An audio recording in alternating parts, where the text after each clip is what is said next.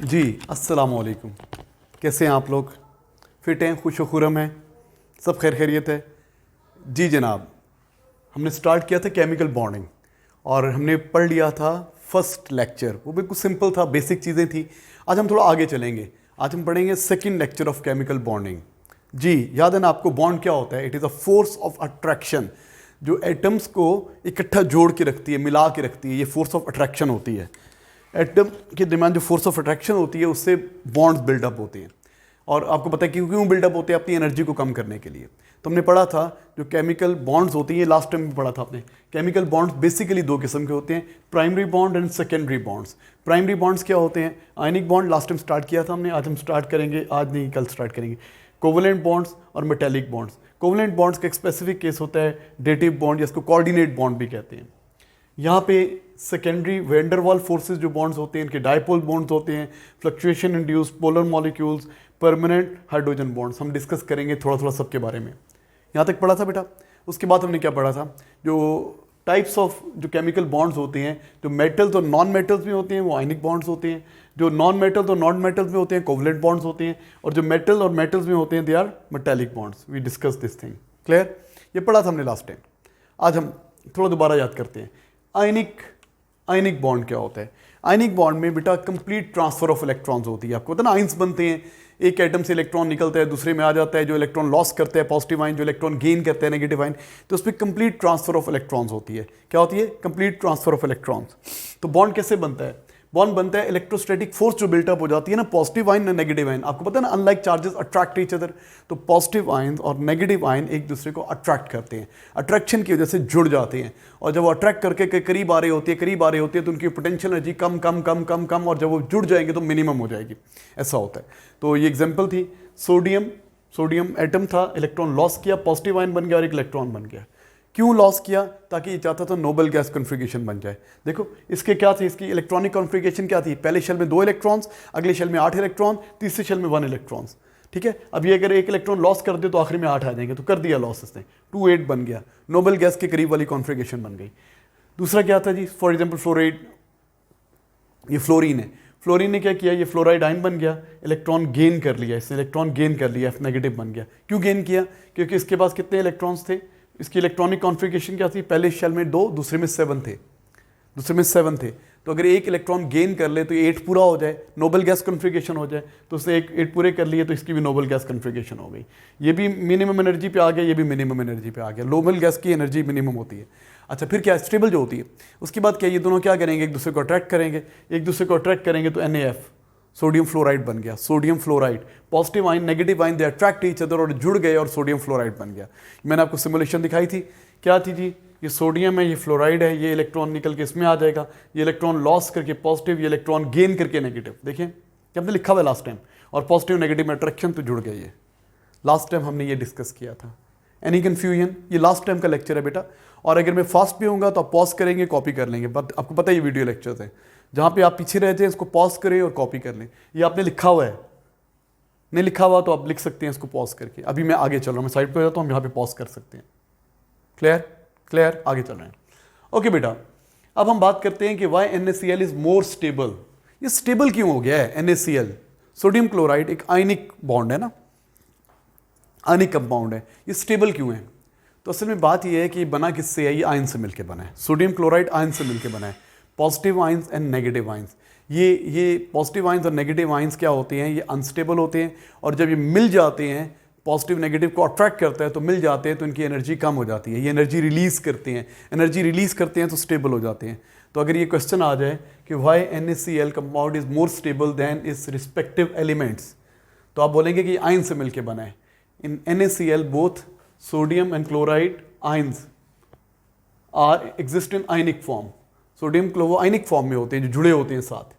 They have attained the nearest noble gas configuration. Nearest noble gas configuration achieve की हुई है। Sodium ने electron loss किया तो उसके आखिरी शेल में 8 हो गए हैं। क्लोरीन के आखिरी शेल में 7, आखिर में कितने थे? 7 थे ना आखिरी शेल में, तो एक इलेक्ट्रॉन गेन करके 8 बन गए हैं। तो nearest noble gas configuration achieve कर ली है।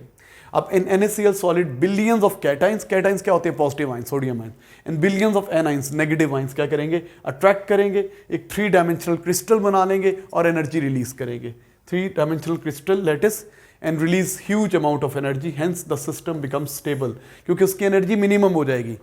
NaCl आयन से मिलकर बना है, आयनिक फॉर्म में होते हैं। जो एलिमेंट्स होते हैं ये क्या हो जाते हैं, आयनिक फॉर्म में होंगे तो अट्रैक्ट करके सोडियम क्लोराइड बनाएंगे, सोडियम क्लोराइड कंपाउंड बनाएंगे।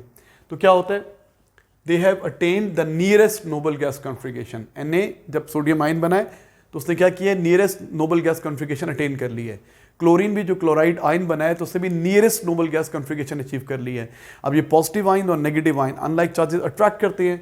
बहुत सारे आयन आएंगे, करीब आएंगे और क्या करेंगे, जब अट्रैक्ट होकर करीब आते जाएंगे तो उनकी पोटेंशियल एनर्जी कम होती जाएगी और लोएस्ट एनर्जी पे आ जाएंगे। जब जुड़ जाएंगे तो ये सिस्टम स्टेबल हो जाएगा।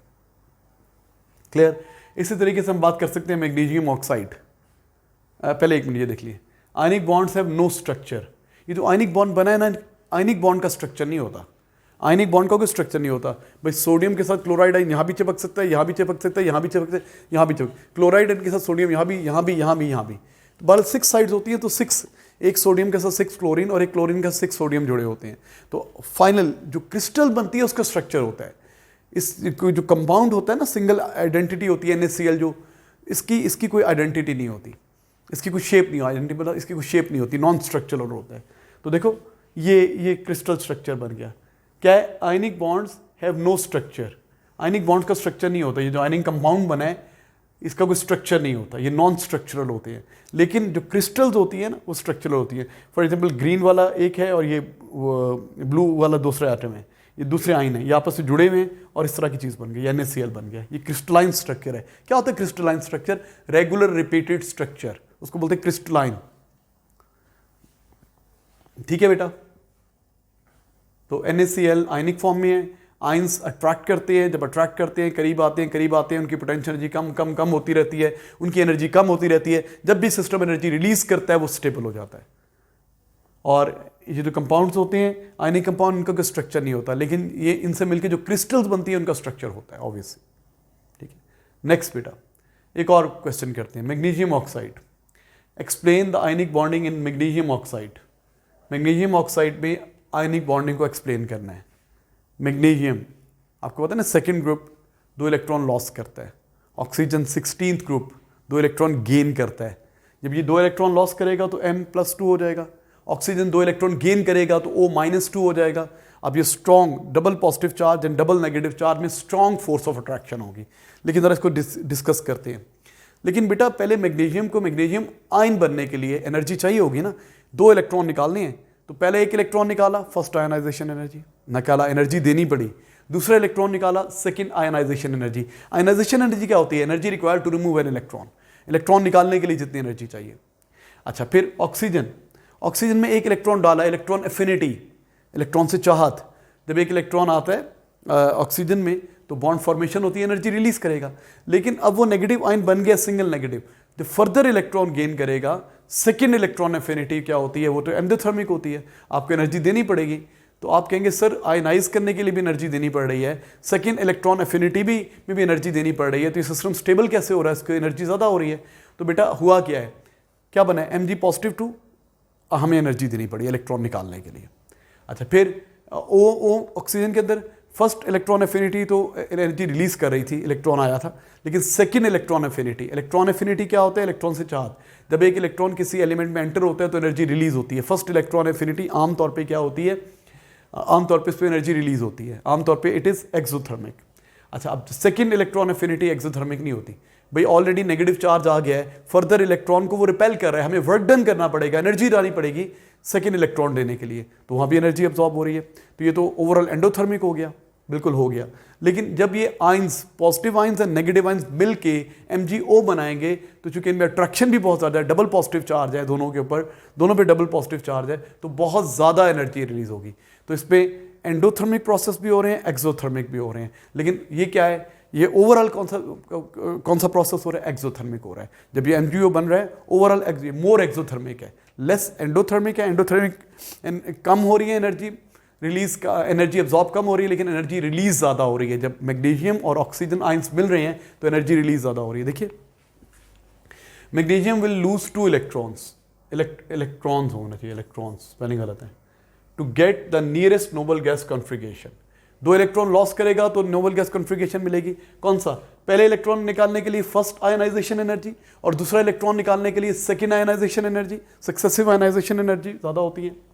अच्छा, oxygen will give 2 electrons to get the nearest noble gas. Oxygen को भी 2 इलेक्ट्रॉन गेन करने पड़ेंगे ताकि नोबल गैस स्ट्रक्चर मिल जाए। आखिरी शेल में 6 इलेक्ट्रॉन थे, 8 करने, 2 चाहिए।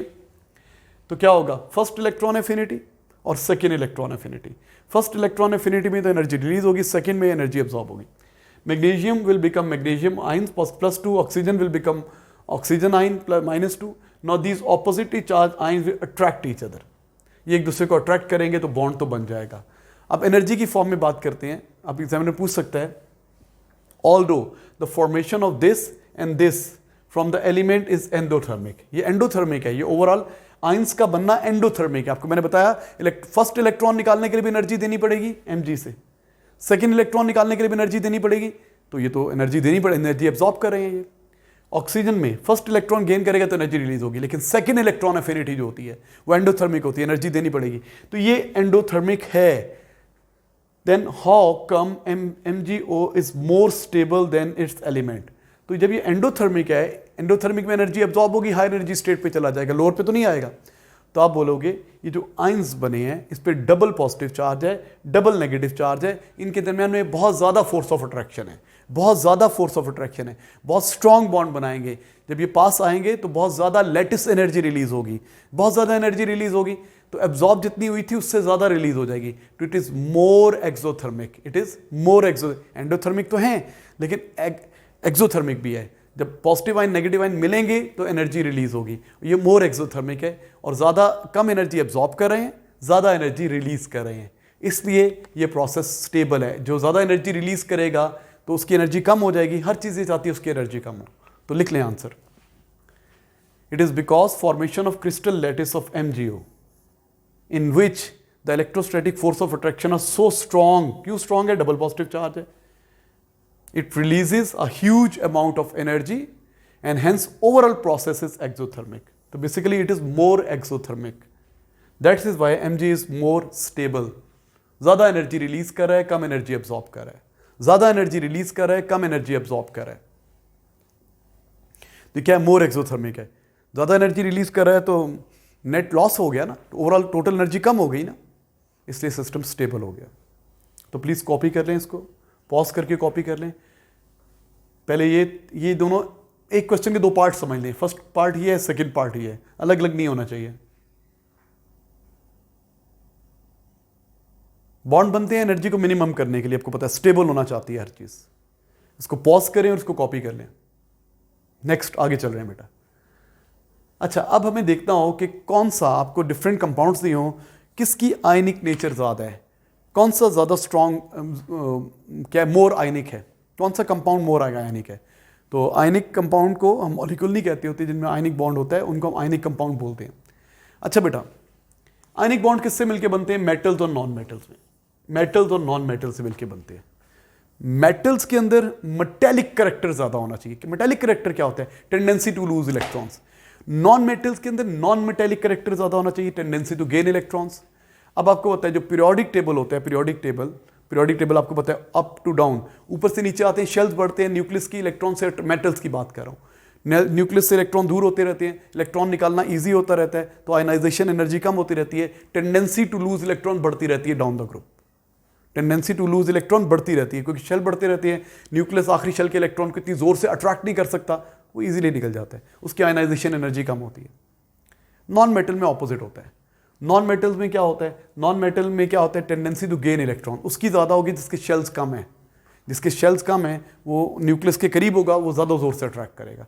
जैसे जैसे शेल्स बढ़ते जाएंगे, न्यूक्लियस की इनकमिंग इलेक्ट्रॉन पे अट्रैक्शन कम होती जाएगी। अच्छा बहरहाल देखिए होता क्या है, ionic bonds are form between metals and non metals. To have more ionic character, ionic character ज़्यादा होने के लिए क्या होना चाहिए? मेटेलिक करेक्टर भी ज़्यादा होना चाहिए और नॉन मेटेलिक करेक्टर भी ज़्यादा होना चाहिए। Metallic character down the group ज़्यादा होता है, non metallic character up the group ज़्यादा होता है। तो पीरियोडिक टेबल में यहाँ इस बॉटम से लेके इस बॉटम तक ये जो बॉन्ड बनेगा ना इन दो के दरमियान, जो स्ट्रॉन्गेस्ट होगा, यहाँ का नीचे वाला और वहाँ का ऊपर वाला। देखिए metals must have more metallic character, tendency to lose electron down the group ज़्यादा होती है। तो जो ज्यादा आयनिक कंपाउंड वो होगा जिसका मेटेलिक कैरेक्टर ज्यादा होगा। Metal must have more metallic character, ठीक है, उसकी टेंडेंसी ज्यादा होनी चाहिए इलेक्ट्रॉन लॉस करने की। Metallic character increases down the group, down the group metallic character, हमने ये पीरियोडिक टेबल वाले चैप्टर में, सेकंड चैप्टर में पढ़ा हुआ है। अच्छा, फिर non metal must have more non metallic character. Non metallic character क्या होता है? टेंडेंसी टू गेन इलेक्ट्रॉन्स, उनका नॉन मेटेलिक कैरेक्टर ज्यादा होना चाहिए। और ये डाउन द ग्रुप डिक्रीज होता है, ऊपर ज्यादा होता है। अप द ग्रुप ज्यादा होता है, डाउन द ग्रुप डिक्रीज होता है, इसको जहन में रखिएगा। अब जी आपको दिया इस तरह, ये 4 कंपाउंड्स हैं, 1 2 3 4, हमने बताना है कौन सा ज्यादा आयनिक है, कौन सा ज्यादा आयनिक है, ठीक है। ये 4 कंपाउंड्स दिए हुए, इनमें सबसे स्ट्रॉन्ग आयनिक बॉन्ड कौन सा होगा, कौन सा ज्यादा आयनिक होगा। जो ज्यादा आयनिक होगा उसके आयनिक कैरेक्टरिस्टिक्स भी ज्यादा होंगे, जो कम आयनिक होगा उसके दूसरे कैरेक्टर कोवलेंट बॉन्ड वाले कैरेक्टरिस्टिक्स ज्यादा हो जाएंगे, हम बात करेंगे। अच्छा जी, कौन सा ज्यादा आयनिक है? तो क्लोराइड तो सब में आ रहा है ना, Cl तो सब में आ रहा है, एनाइन तो सेम है। कैटाइन की बात करते हैं, कैटाइन। अच्छा, पहले क्या है? लिथियम, सोडियम, पोटाशियम, रिबीडियम, ये सेकंड ग्रुप है ना, वो याद करने के लिए। हलीना कब्र से फरार, या हाली ने की रब से फरियाद, हाली ने की रब से फरियाद, एच ऊपर एच होता है ना, हाली ने की रब से फरियाद। टू अप टू डाउन क्या होता है? Metallic character, metallic character, CHAR, metallic character बढ़ता जाता है, तो इसका मेटेलिक कैरेक्टर मैक्सिमम है, फिर इसका है, फिर इसका है, फिर इसका है। अच्छा, मेटेलिक कैरेक्टर सबसे ज्यादा इसका है, उससे कम इसका है, उससे कम इसका है, उससे कम इसका है। जिसका मेटेलिक कैरेक्टर सबसे ज्यादा, नॉन मेटल तो सेम है सबकी, क्लोरीन तो सेम है, जिसका मेटेलिक कैरेक्टर सबसे ज्यादा है, जिसका मेटेलिक कैरेक्टर सबसे ज्यादा है, वो स्ट्रॉन्ग आयनिक बॉन्ड बनाएगा। तो सबसे ज्यादा स्ट्रेंथ इसकी होगी, उसके बाद इसकी होगी, उसके बाद इसकी होगी, उससे बाद इससे होगी। तो हम यूं डाल सकते हैं, ये यूं करके, it has most metallic character, उसके बाद इसका होगा, उसके बाद इसका होगा, उसके बाद इसका होगा, ठीक है। देख लें क्या लिखा है मैंने next point. Anion is same, इसकी एक्सप्लेनेशन क्या है? Anion is same, chlorine same है सब में, क्लोराइड सेम है, chloride sorry. From lithium to rubidium, Li to Rb, the metallic character increases, metallic character बढ़ता रहता है। ये मैं लिखा हुआ है, इसको पीछे मिटा दें, अब आप ये कॉपी कर लें। मेटेलिक कैरेक्टर बढ़ता रहता है, तो मेटेलिक कैरेक्टर बनता रहता है, तो मेटेलिक नेचर बढ़ती रहती है और आयनिक नेचर बढ़ती रहती है। तो सबसे ज़्यादा आयनिक ये, फिर ये है, फिर ये है, फिर ये। Is it clear to you? Ionic bond strongest कब से होगा? Metallic nature maximum, non metallic nature maximum. Metal तो नॉन मेटल्स के दरमियान बनता है, आयनिक बॉन्ड बनता है। तो नॉन मेटल्स कहाँ पे maximum, non metallic character top पे मैक्सिमम होता है, मेटेलिक कैरेक्टर ग्रुप के बॉटम पे मैक्सिमम होता है। इनके दरमियान जो बॉन्ड बनेगा, इधर एरो जाएगा ऊपर को, वो स्ट्रॉन्गेस्ट होगा। एक और करते हैं जी, इनमें बताना है कौन सा ज्यादा आयनिक है, कौन सा ज्यादा आयनिक है। ट्राई कर सकते हैं आप लोग। Sodium fluoride, sodium chloride, sodium bromide, sodium iodide, वही चीज है। इनमें कैटाइन सेम है, कैटाइन की मेटल तो सेम है, सोडियम, कैटाइन सेम है। अब बात करें एनाइन की। एनाइन क्या है? Fluorine, chlorine, bromine, iodine.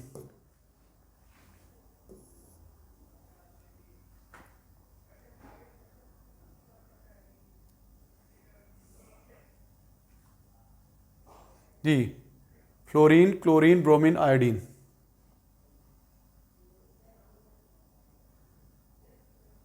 जी जनाब, अब देखिए ये आपका बन रहा है ना 7th group, 17th group. Down the group क्या होता है? Non metallic character, non metallic character decrease करता है। सबसे ज्यादा नॉन मेटेलिक कैरेक्टर इसका है, फिर इसका है, फिर इसका है, फिर इसका है, ठीक है। इसका कैसे याद किया था? Fish can't breathe in air, याद है आपको? Fish can't breathe in air, ये याद करने के लिए। तो नॉन मेटेलिक कैरेक्टर सबसे ज्यादा किसका है? इसका है जी। ये कोई नीचे आते डिक्रीज कर रहा है, नीचे आते डिक्रीज कर रहा है, तो नॉन मेटेलिक कैरेक्टर इसका ज्यादा है, फिर इसका है, फिर इसका है, फिर इसका है। तो आयनिक बॉन्ड स्ट्रॉन्गेस्ट कौन सा होता है? मैक्सिमम नॉन मेटेलिक कैरेक्टर और maximum metallic character. Metallic character तो सबका सेम है, क्योंकि मेटल सोडियम सब में कॉमन सेम है। नॉन मेटेलिक कैरेक्टर किसका ज्यादा है? जो टॉप पर है ये। तो ये क्या हो जाएगा? ये यूं हो जाएगा। सोचेंगे तो समझ में आ जाएगा। देखिए, कैटाइन इज सेम, बिल्कुल ठीक है। Cation is same. From fluorine to iodine, the non-metallic character decreases. Non-metallic character, tendency to lose electrons. Sorry, non-metallic character क्या होता है? Tendency to gain. Sorry यार, tendency to gain electrons decrease होती रहती है. अच्छा, अब क्या है जी? तो फिर क्या होगा? नॉन मेटल तो सेम है ना, जिसका नॉन मेटेलिक कैरेक्टर मैक्सिमम है वो ये है, फिर ये है, फिर ये है. तो इस तरीके से दिस इज मोर आयनिक. सही है? कॉपीड कर लिया कॉपी, आगे चल रहे हैं. अच्छा बेटा, अब एक टर्म होती है इलेक्ट्रोवैलेंस, इलेक्ट्रोवैलेंसी. जो किसी आयन पे चार्ज होता है ना, उसका नंबर, पॉजिटिव नेगेटिव को इग्नोर करके बस चार्ज के नंबर को हम बोलते हैं इलेक्ट्रोवैलेंसी. ठीक है? Number of unit charges. For example, ये हमने बात थोड़ी सी की थी आपसे, नंबर ऑफ इलेक्ट्रॉन गेन और लॉस्ट. जितने इलेक्ट्रॉन को आयन गेन या लॉस करता है वो उसकी इलेक्ट्रोवैलेंसी होती है. फॉर एग्जांपल, सोडियम की इलेक्ट्रोवैलेंसी 1, इसकी 2, इसकी 3, इसकी 4. माइनस लिखने की जरूरत नहीं है, हमें मैग्नीट्यूड चाहिए होती है, कितने इलेक्ट्रॉन गेन किए, कितने इलेक्ट्रॉन लॉस किए, नंबर बस चाहिए होता है, चार्ज की वैल्यू नहीं चाहिए होती. तो बेटा अगर फर्स्ट ग्रुप है, फर्स्ट ग्रुप के आखिरी शेल में एक इलेक्ट्रॉन है ना, तो वो एक इलेक्ट्रॉन लॉस करना चाहेगा फर्स्ट ग्रुप, और वैसे भी मेटल है, तो इसकी जो इलेक्ट्रोवैलेंसी होगी ये 1 है. सेकेंड ग्रुप 2 इलेक्ट्रॉन लूज करना आसान है, 6 इलेक्ट्रॉन गेन करना मुश्किल है. 8 इलेक्ट्रॉन बनाना चाहता है ना, तो ईजियर क्या है? 6 इलेक्ट्रॉन गेन करना कि 2 इलेक्ट्रॉन लॉस करना? तो 2 इलेक्ट्रॉन लॉस करना ईजी है. तो इसकी जो ग्रुप 2 होता है, इसकी इलेक्ट्रोवैलेंसी क्या होती है? ज़्यादा होती है, 2 होती है, सॉरी. अच्छा, फिर आगे 13, ग्रुप 13, बीच वाले डी ब्लॉक को माइनस कर दिया, ग्रुप 13 पे आ गए, डी ब्लॉक को इग्नोर कर दिया. 13 में क्या होता है? आखिरी शेल में 3 इलेक्ट्रॉन होते हैं. 8 चाहिए, या तो 5 गेन करें या 3 लूज करें. तो क्या अच्छा है? 3 लूज करना ईजी है, तो इसकी इलेक्ट्रोवैलेंसी 3 होती है. आपको पता है, ये पता है. अच्छा, ग्रुप 4, 14 ग्रुप. अब बेटा ये जो है ना, ये 4 इलेक्ट्रॉन जो होते हैं, 4 इलेक्ट्रॉन्स, कार्बन के, सिलिकॉन के, जर्मेनियम के, इनकी हम इलेक्ट्रोवैलेंसी की बात नहीं करते, क्योंकि आमतौर पर ये कोवलेंट बॉन्ड बनाते हैं, यानी बॉन्ड नहीं बनाते, ये कोवलेंट बॉन्ड बनाते हैं. ठीक है? इसलिए इनके 4 ले भी सकते हैं, 4 दे भी सकते हैं, लेकिन आमतौर पर शेयरिंग करते हैं. अच्छा, फिर नेक्स्ट ग्रुप 15, ठीक है, नाइट्रोजन, फास्फोरस, ये इनके आखिरी शेल में कितने इलेक्ट्रॉन है? 5. अब 5 लूज करे कि 3 गेन करे? तो 3 गेन करेंगे, इनकी इलेक्ट्रोवैलेंसी भी 3 है. इसी तरीके से ग्रुप 16, ऑक्सीजन वगैरह, इनकी इलेक्ट्रोवैलेंसी 2 है, इनके आखिरी शेल में 6 इलेक्ट्रॉन्स होते हैं. तो क्या होगा? 6 लूज करना मुश्किल है, 2 गेन करना आसान है. सिमिलरली ये आगे हेलोजन्स, इनके आखिरी शेल में 7 इलेक्ट्रॉन्स होते हैं, तो 1 इलेक्ट्रॉन गेन करना ईजी है बजाय 7 लूज करने के. सही है ना? ये पता है आप लोगों को, जैसे दोबारा करा दिया, कॉपी कर लिए, नोट्स बन जाएंगे आपके. ग्रुप 2 to 12 डी ब्लॉक होता है, और डी ब्लॉक की आपको पता है वैलेंसी जो होती है ना, वो वेरिएबल होती है, चेंज होती रहती है. फॉर एग्जांपल, आयरन की +2 भी हो सकती है, +3 भी हो सकती है, तो उसकी वैलेंसी चेंज होती रहती है, इसलिए हमने उसकी बात ही नहीं की. हमने उनकी बात की जिनकी वैलेंसीज फिक्स्ड हैं. ठीक है? इनकी वेरिएबल होती है. तो आप कॉपी करना चाहें तो कर सकते हैं, नहीं तो मर्जी, इसको पॉज करें, कॉपी कर लें. ठीक है? अब मैं आगे चल रहा हूँ प्लीज. नेक्स्ट क्या है? अच्छा बेटा, conditions for the formation of ionic compounds, favourable conditions की बात कर रहा हूं. फेवरेबल कंडीशन क्या होंगी कि स्ट्रॉन्ग आयनिक बॉन्ड कब बनेगा या आयनिक बॉन्ड कब बनेगा? तो उसकी फेवरेबल कंडीशन क्या है? नंबर वन क्या है? Large electronegativity difference. वो जो दोनों आयंस होंगे उनके दरमियान इलेक्ट्रोनेगेटिविटी डिफरेंस ज़्यादा होना चाहिए. इलेक्ट्रोनेगेटिविटी पिछले चैप्टर में पढ़ी थी, शेयर्ड पेयर ऑफ इलेक्ट्रॉन्स को पुल करने की जो टेंडेंसी होती है उसको इलेक्ट्रोनेगेटिविटी कहते हैं. ये हमने लास्ट चैप्टर में पढ़ी थी, अब यहाँ पे डिस्कस नहीं कर रहे. तो दोनों जिनके दरमियान आयनिक बॉन्ड बनना है, उन दोनों एलिमेंट्स की इलेक्ट्रोनेगेटिविटी डिफरेंस ज़्यादा होना चाहिए. ये मोर देन 1.7 ऑलमोस्ट होना चाहिए. तो फिर क्या होगा? आयनिक बॉन्ड बनेगा. जितना ये डिफरेंस कम होता जाएगा, आयनिक नेचर कम होती जाएगी, कोवलेंट नेचर बढ़ती जाएगी. तो लार्ज इलेक्ट्रोनेगेटिविटी डिफरेंस होना चाहिए. लो आयनाइजेशन एनर्जी होनी चाहिए. लो आयनाइजेशन एनर्जी कि इजीली इलेक्ट्रॉन निकाल सकें आप इजीली इलेक्ट्रॉन निकाल सकें मेटल से, उसकी आयनाइजेशन एनर्जी लो होनी चाहिए. ये जो मेटल्स हैं इनकी आयनाइजेशन एनर्जी कम होनी चाहिए, कि आपको कम एनर्जी चाहिए हो ना, आपको देनी कम पड़े. हम क्या चाहते हैं? एनर्जी कम करना. अब इलेक्ट्रॉन निकालने के लिए एनर्जी देंगे तो एनर्जी बढ़ जाएगी, हम तो कम करना चाहते हैं. तो बॉन्ड वो स्ट्रांग होता है जिसकी एनर्जी मिनिमम होती है. तो कम एनर्जी देंगे तो ओवरऑल मिनिमम मिलेगी ना.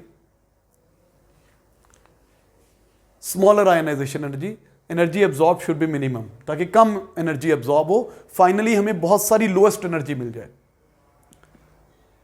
तो फेवरेबल कंडीशंस क्या होती है आयनिक बॉन्ड के लिए? Large electronegativity difference, low ionisation energy. Ionization energy कम हो कि हमें कम एनर्जी देनी पड़े, हम कम दें और वो ज़्यादा लूज कर जाए सिस्टम। उसके बाद क्या है? High electron affinity. Electron affinity क्या होता है? जब एक इलेक्ट्रॉन गेन होता है तो एनर्जी रिलीज होती है, टेंडेंसी टू गेन इलेक्ट्रॉन्स, उस पर जो एनर्जी रिलीज होती है। हाई इलेक्ट्रॉन एफिनिटी, ज़्यादा एनर्जी रिलीज हो जाए ना, ज़्यादा स्टेबल हो जाए ना। हम क्या चाहते हैं कि सिस्टम स्टेबल हो जाए, उसकी एनर्जी मिनिमम हो जाए। कब होगी? एनर्जी रिलीज करेगा। रिलीज ज़्यादा करेगा, एब्जॉर्ब कम करेगा। भाई एब्जॉर्ब कम करेगा, रिलीज ज़्यादा करेगा। When electrons are added, energy is released. Energy release should be maximum. Understandable है, कोई मुश्किल नहीं है, आपको आता ही है। आयनिक बॉन्ड के लिए क्या होना चाहिए? Large electronegativity difference, low ionisation energy, high electron affinity. उसके बाद हाई लेटेस्ट एनर्जी। ये लेटेस्ट एनर्जी डिटेल में पढ़ेंगे। जब आयंस मिल के लेटेस्ट बनाते हैं, पॉजिटिव नेगेटिव आयन मिलते हैं अपनी गैसियस स्टेट पे, जब मिलते हैं तो एनर्जी रिलीज करते हैं। एनर्जी रिलीज ज़्यादा होनी चाहिए ना, ताकि सॉरी जितनी एनर्जी रिलीज होगी उतना सिस्टम स्टेबल हो जाएगा। When positive ion and negative ions are combined, energy is released. Gaseous state पे कंबाइन करते हैं तो उसको हम लैटिस एनर्जी कहते हैं। ये हम डिटेल में पढ़ेंगे, इसको पढ़ना है लैटिस एनर्जी को डिटेल में, A2 में ज़्यादा डिटेल है। Energy release should be maximum. भाई मिनिमम एनर्जी चाहिए ना, स्टेबल होना है ना। स्टेबल एनर्जी, स्टेबल कब होगा? जब एनर्जी मिनिमम होगी, तो ज़्यादा एनर्जी रिलीज होनी चाहिए। बेटा मैं तेज़ चल रहा हूँ मानता हूँ, आप पॉज करें, कॉपी कर लें। वीडियो लेक्चर है ना, तो परेशान ना हो कि सर बहुत तेज़ जा रहे हैं। मैं जान के तेज़ जा रहा हूँ कि जो बच्चे तेज़ देख सकते हैं वो देखें, जिन्होंने नोट्स बनाए मैं बस चेक करते रहें, नहीं बनाए तो रोकें। और अगर आपको लगता है मैं स्लो जा रहा हूँ तो 1.2, 1.3, 1.5 डबल स्पीड लगा लो यार, मर्जी आपकी। नेक्स्ट, अच्छा भाई अब इसके कैरेक्टरिस्टिक्स क्या हैं? आयनिक कंपाउंड के कैरेक्टरिस्टिक्स क्या हैं? तो मोस्टली 99% जो आपके आयनिक कंपाउंड्स होते हैं वो सॉलिड होते हैं। क्या होते हैं? वो सॉलिड होते हैं, मोस्टली सॉलिड ही होते हैं, बस ये समझो सॉलिड होते हैं। आयनिक कंपाउंड सॉलिड होते हैं क्योंकि स्ट्रॉन्ग इंटरमॉलिक्यूलर फोर्सेज होती हैं, फिर क्रिस्टल लैटिस बन जाता है, तो ये सॉलिड होते हैं। पता है आपको? स्ट्रॉन्ग इंटरमॉलिक्यूलर फोर्सेज हैं, तोड़ना बड़ा मुश्किल है। एटम्स के दरमियान भी स्ट्रॉन्ग इंटरमॉलिक्यूलर फोर्सेज हैं, तो क्या हो जाएगा? High melting and boiling point. Ionic compound है, इनका high melting and boiling point होगा, इनका high melting and boiling point होगा। एक कंपाउंड के एक यूनिट ने दूसरे यूनिट को भी स्ट्रांगली अट्रैक्ट किया हुआ है। देखो ये सोडियम क्लोराइड, ये आपस में तो स्ट्रॉन्ग अट्रैक्शन है, तो ये NaCl बना है ना, लेकिन इस Cl की दूसरे क्लोराइड से भी अट्रैक्शन है, किसी और से भी। इसी तरीके से उस Cl की किसी और सोडियम से भी अट्रैक्शन है, ये क्रिस्टल लैटिस बन जाता है। इनके दरमियान स्ट्रॉन्ग इंटरमॉलिक्यूलर फोर्सेज होती हैं, तो इनका क्या होता है? High melting and boiling point, very high. Conductance, भाई इनके आयंस जुड़े हुए हैं, फ्री नहीं है। सॉलिड स्टेट में होते तो सॉलिड है ना, नॉर्मल जो स्टेट होती है ना इनकी स्टैंडर्ड, उसमें ये सॉलिड स्टेट में होते हैं, तो आयंस है ही नहीं। जब चार्जेस ही नहीं है तो करंट कैसे पास होगा? करंट क्या होता है? चार्जेस का फ्लो होता है ना, तो rate of flow of charges current होता है। तो इनकी कंडक्टेंस क्या होती है? इनकी कंडक्शन ना होती, इनकी रेजिस्टेंस बहुत ज़्यादा होती है, इनकी कंडक्शन सॉलिड स्टेट में ना होने के बराबर है। हाँ, कंडक्ट कराना है तो क्या करें? मोल्टन फॉर्म में ले आए, मोल्टन फॉर्म में, आयनिक फॉर्म में आ जाएंगे। गर्म करेंगे ना तो इनके दरमियान जो बॉन्ड है वो ब्रेक हो जाएगा। हीट एनर्जी देने से, एनर्जी सप्लाई करने से बॉन्ड ब्रेकिंग होती है, आपको पता है। तो इनके दरमियान बॉन्ड ब्रेक हो जाएगा, आयंस फ्रीली मूव कर सकते हैं, तो पास हो जाएंगे। या आप क्या करें? इनको पानी में मिक्स कर दें।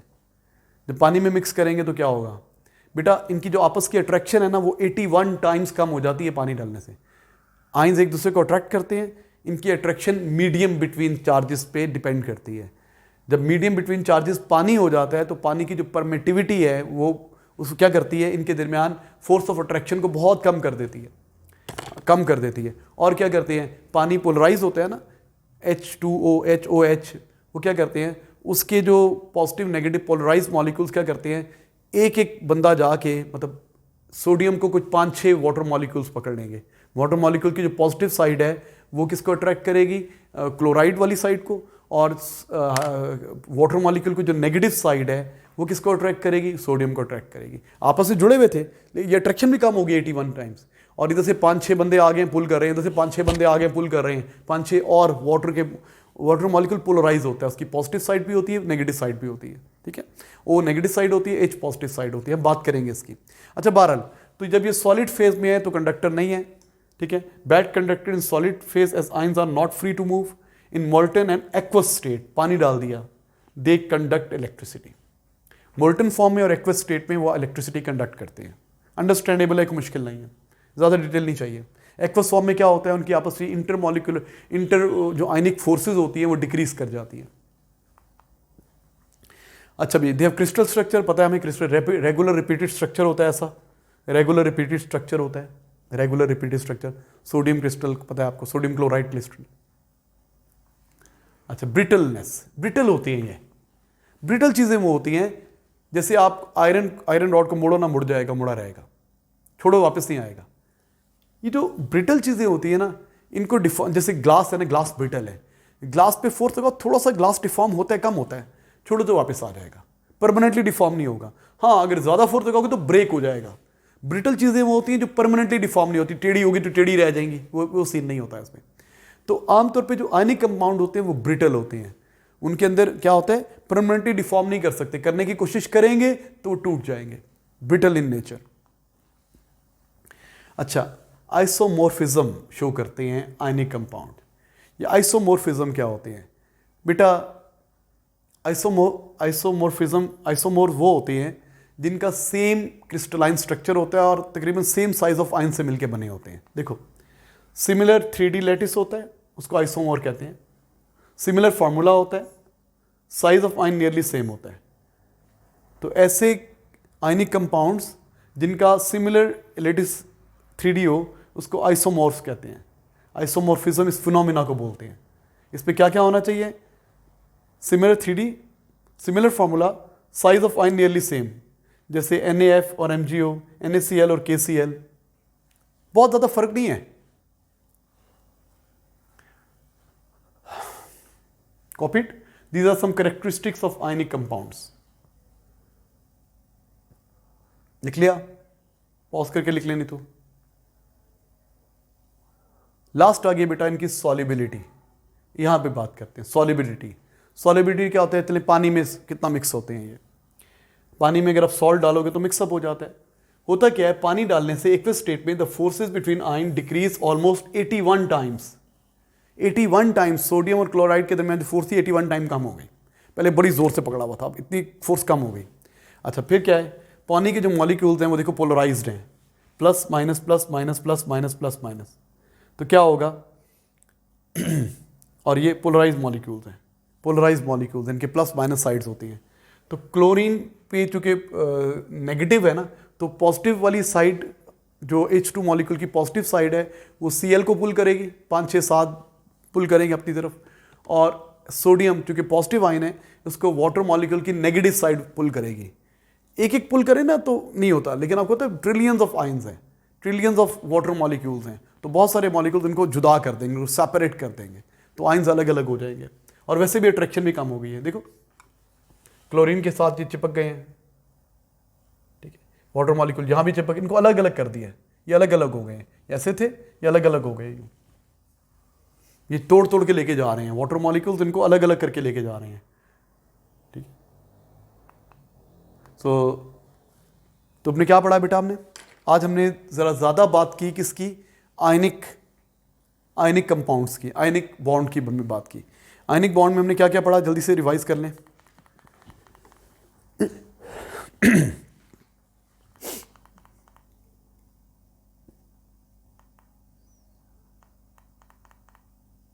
जी बेटा, हमने ये पढ़ा जी केमिकल बॉन्ड इस तरह के होते हैं, प्राइमरी, सेकेंडरी, आयनिक, कोवलेंट, मेटालिक, और सेकेंडरी बॉन्ड बाद में पढ़ेंगे। आज हम आयनिक बॉन्ड की डिटेल में बात कर रहे हैं। आयनिक बॉन्ड मेटल्स और नॉन मेटल्स में होता है। फिर हमने बात की कि कंप्लीट ट्रांसफर ऑफ इलेक्ट्रॉन की वजह से होता है। जब इलेक्ट्रॉन ट्रांसफर होते हैं तो आयंस बन जाते हैं, उनके दरमियान इलेक्ट्रोस्टैटिक फोर्स बिल्टअप हो जाती है जो उनको आपस में जोड़ देती है। फॉर एग्जाम्पल, सोडियम ने इलेक्ट्रॉन लूज किया तो सोडियम आयन बन गया, नोबल गैस कॉन्फिगरेशन आ गई। फ्लोरीन ने एक इलेक्ट्रॉन गेन किया तो फ्लोराइड बन गया, नोबल गैस कॉन्फिगरेशन आ गई 2,8, और इन्होंने आपस में अट्रैक्ट किया और ये क्या हो गया, अट्रैक्ट किया तो सोडियम फ्लोराइड बन गया। ये इलेक्ट्रॉन लॉस करेगा, ये इलेक्ट्रॉन गेन करेगा, ये पॉजिटिव आयन, ये नेगेटिव आयन इलेक्ट्रोस्टैटिक अट्रैक्शन के साथ जुड़ जाएंगे साथ ही एक दूसरे के, ठीक है जी, ये हमने पढ़ा। फिर हमने बात की कि why NaCl compound is more stable than its respective elements, क्योंकि ये आयन से मिलकर बना हुआ है, ठीक है, ये आयन से मिलकर बना हुआ है। पॉजिटिव आयन, नेगेटिव आयन एक दूसरे को अट्रैक्ट करते हैं तो करीब आते हैं, उनसे उनकी एनर्जी कम हो जाती है, एनर्जी रिलीज करते हैं, जब मिलते हैं जुड़ते हैं और वो स्टेबल हो जाते हैं। फिर हमने बात की कि आयनिक बॉन्ड जो होते हैं उनका कोई स्ट्रक्चर नहीं होता, नॉन स्ट्रक्चरल होते हैं, लेकिन इनसे जो क्रिस्टल बनती है वो प्रॉपर उनका स्ट्रक्चर होता है। उसके बाद हमने बात की कि MgO मैग्नीशियम ऑक्साइड बॉन्ड्स को एक्सप्लेन करना है हमने। ये कैसे बनते हैं? Mg+2, Mg 2 इलेक्ट्रॉन लॉस करता है, 1 इलेक्ट्रॉन लॉस करेगा, उसको एनर्जी चाहिए, 2 इलेक्ट्रॉन लॉस करेगा और सेकेंड आयनाइजेशन एनर्जी चाहिए। ऑक्सीजन इलेक्ट्रॉन गेन करेगा, पहला इलेक्ट्रॉन गेन करेगा तो इलेक्ट्रॉन एनर्जी रिलीज करेगा, ठीक है, लेकिन दूसरा इलेक्ट्रॉन के लिए एनर्जी देनी पड़ेगी। तो इस प्रोसेस में एनर्जी देनी ज़्यादा पड़ रही है, तो फिर ये स्टेबल कैसे है? तो हमने कहा Mg2 बन गया Mg+2 और O-2 बन गया। इनके पर डबल डबल चार्ज है, इनके दरमियान अट्रैक्शन बहुत ज़्यादा है। जब अट्रैक्शन बहुत ज़्यादा है, NaCl के मुकाबले में इनकी अट्रैक्शन जो होती है ना, अगर हम डिस्टेंस को इग्नोर कर दें, 4 टाइम ज़्यादा है। डबल चार्ज Mg पे, डबल चार्ज O पे, तो इनके दरमियान फोर्स ऑफ अट्रैक्शन पता है किस पे डिपेंड करती है? चल क्यों नहीं रहा? Force of attraction is directly proportional to amount of charge on one ion, amount of charge on other ion. ये भी 2 टाइम्स है, ये भी 2 टाइम्स है, ये भी मल्टीप्लाई बाय 2 हो रहा है, ये भी मल्टीप्लाई बाय 2 हो रहा है, तो फोर्स 4 टाइम मल्टीप्लाई हो रही है। तो फोर्स ऑफ अट्रैक्शन बहुत ज़्यादा है MgO में। Mg आइंस और कौन से आइंस में? ऑक्सीजन आइन में फोर्स ऑफ अट्रैक्शन ज़्यादा है, इसलिए जब वो मिलेंगे तो बहुत ज़्यादा एनर्जी रिलीज करेंगे। जितनी अट्रैक्टिव फोर्स होती है उतनी पोटेंशियल एनर्जी मोर नेगेटिव होती जाती है, ज़्यादा एनर्जी रिलीज करेंगे, ज़्यादा स्टेबल हो जाएंगे, ठीक है। अच्छा, फिर हमने क्या बात की? इसके बाद हमने पढ़ा ionic bonds are form between metals and non metals. Metallic character maximum होना चाहिए और नॉन मेटेलिक कैरेक्टर भी मैक्सिमम होना चाहिए, ठीक है। तो फिर क्या है, कौन सा ज़्यादा मोर आयनिक बॉन्ड बनेगा, कौन सा मोर आयनिक बॉन्ड बनेगा? जिनमें मेटेलिक कैरेक्टर भी मैक्सिमम होगा और नॉन मेटेलिक कैरेक्टर भी मैक्सिमम होगा। तो metallic character down the group बढ़ता है, तो डाउन द ग्रुप ये वाला था, ये रिबीडियम, बाकी Cl तो सब में सेम है ना, तो ये सबसे ज़्यादा इसकी मेटेलिक नेचर है, इसलिए सबसे ज़्यादा स्ट्रॉन्ग ये वाला बॉन्ड बन रहा है। फिर ये इसी तरीके से NaF, NaCl, NBr, Na, metal तो सब में सेम है, फ्लोरीन, क्लोरीन, ब्रोमीन, ये नॉन मेटल्स है ना, तो डाउन द ग्रुप क्या होता है? नॉन मेटेलिक कैरेक्टर डिक्रीज होता है। नॉन मेटेलिक कैरेक्टर सबसे ऊपर वाली चीज़ का सबसे ज़्यादा होता है, तो सबसे स्ट्रॉन्ग आयनिक कौन सा बनेगा? NF बनेगा। ये हमने बात की। उसके बाद हमने बात की इलेक्ट्रोवैलेंसी की। आपको पता है जितने इलेक्ट्रॉन गेन या लॉस हो सकते हैं उसकी इलेक्ट्रोवैलेंसी होती है। अच्छा, फिर हमने बात की कि क्या कंडीशन है, फेवरेबल कंडीशंस क्या है? लार्ज इलेक्ट्रोनेगेटिविटी डिफरेंस होना चाहिए। उसके बाद क्या होनी चाहिए? लो आयनाइजेशन एनर्जी होनी चाहिए, ताकि एनर्जी कम से कम देनी पड़े और ज़्यादा एनर्जी रिलीज हो जब इलेक्ट्रॉन मिले। नेगेटिव आयन को जब इलेक्ट्रॉन मिले उसकी इलेक्ट्रॉन एफिनिटी ज़्यादा होनी चाहिए। फिर हमने क्या बात की कि हाई लेटिस एनर्जी, जब positive ion negative ion gases state में मिलके एक कंपाउंड बनाएंगे, आयनिक कंपाउंड बनाएंगे, एनर्जी रिलीज होगी। जितनी ज़्यादा एनर्जी रिलीज होगी उतना ज़्यादा स्टेबल होगा। अच्छा, फिर इनकी फिजिकल स्टेट सॉलिड होती है, metallic high melting and boiling points होते हैं और इनकी कंडक्टेंस कोई नहीं होती सॉलिड स्टेट में। हाँ, लिक्विड एक्वस फेज में होती है और मोल्टन फॉर्म में होती है, उसमें आइंस आ जाते हैं। इनका क्रिस्टल स्ट्रक्चर होता है, रेगुलर रिपीटेड स्ट्रक्चर होता है, ब्रिटल होते हैं, इनको परमानेंटली डिफॉर्म नहीं कर सकते। आइसोमॉर्फ क्या होते हैं? इनका सेम लेटिस होता है 3D, सिमिलर फार्मूला होता है और साइज नियरली सेम होता है। और इसकी हमने सॉलिबिलिटी बताई। सॉलिबिलिटी को एक्सप्लेन किया जी, पानी में आते हैं, आप कहते हैं सोडियम में और क्लोराइड में इतनी स्ट्रॉन्ग फोर्स ऑफ अट्रैक्शन है तो आयनाइज क्यों हो जाता है पानी में डाल के? तो उसका आंसर ये है कि पानी के अंदर उनकी अट्रैक्शन 81 टाइम कम हो जाती है और पानी के मॉलिक्यूल पोलराइज्ड है। तो पानी के मॉलिक्यूल्स की जो नेगेटिव साइड है वो सोडियम को पुल करती है और क्लोराइड को पुल करती है जो पानी के मॉलिक्यूल की पॉजिटिव साइड है। पोलराइज हो गया ना, पॉजिटिव नेगेटिव जरा सेपरेट हो गए, पार्शियल पॉजिटिव पार्शियल नेगेटिव आ गया। तो बहुत सारे वाटर मॉलिक्यूल्स आएंगे, खींच के ले जाएंगे सोडियम को, और बहुत सारे आएंगे क्लोराइड को, तो अलग अलग आइंस सेपरेट हो जाएंगे, तो आइंस मोबाइल्स हो जाएंगे, तो वो कंडक्टर भी बन जाएगा। ठीक है बेटा, थैंक यू स्टूडेंट्स।